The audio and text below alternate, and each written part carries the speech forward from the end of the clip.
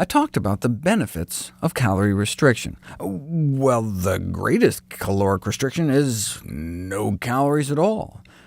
Fasting has been branded the next big weight loss fad, but has a long history throughout various spiritual traditions practiced by Moses, Jesus, Mohammed, and Buddha.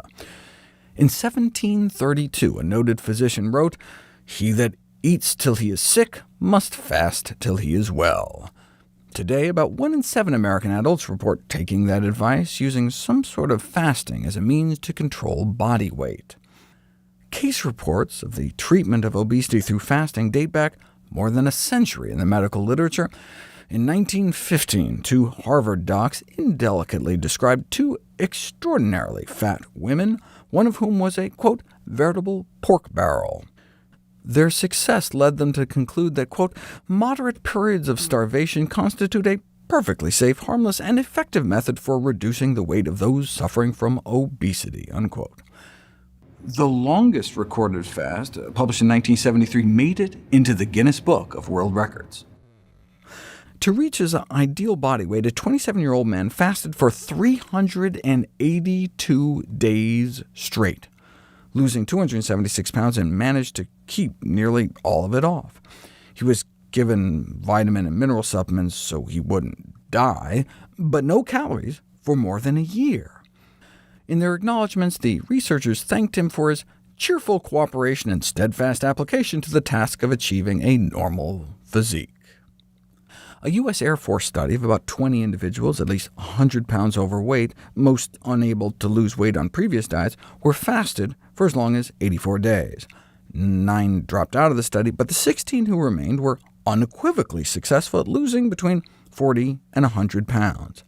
In the first few days, subjects were noted losing as much as 4 pounds a day, and that was mostly water weight as the body starts to adapt. But after a few weeks, they were steadily losing about a pound of mostly straight fat a day. The investigator described their starvation program as a dramatic and exciting treatment for obesity. Of course, the single most successful diet for weight loss, namely no diet at all, is also the single least sustainable. What other diet can cure morbid obesity in a matter of months, but practically be guaranteed to kill you within a year if you stick with it? The reason diets don't work, almost by definition, is that people go on them, and then they go off of them. Permanent weight loss is only achieved through permanent lifestyle change. So what's the point of fasting if you're just going to go back to your regular diet and gain it all right back? Fasting proponents cite the psychological benefit of realigning people's perceptions and motivation. Some individuals have resigned themselves to the belief that weight loss for them is somehow impossible. They may think they're just made differently in some way, and no matter what they do, the pounds don't come off. But the rapid, unequivocal weight loss during fasting demonstrates to them that with a large enough change in eating habits, it's not just possible, but inevitable. This morale boost may then embolden them to make better food choices once they resume eating. The break from food may allow some an opportunity to pause and reflect on the role food is playing in their lives, not only the power it has over them, but the power they have over it. In a fasting study entitled Correction and Control of Intractable Obesity, a person's personality was described as changing from one of desperation with abandonment of hope to that of an eager extrovert full of plans for a promising future. She realized that her weight was within her own power to control. They concluded, this highly intellectual social worker has been returned to a full degree of exceptional usefulness. After a fast, newfound commitments to more healthful eating may be facilitated by a reduction in overall appetite reported post-fast compared to pre-fast, at least temporarily. Even during a fast, hunger may start to dissipate within 36 hours.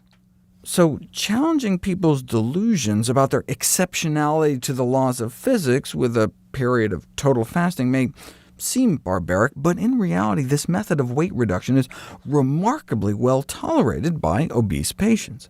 That seems to be a recurring theme in these published series of cases.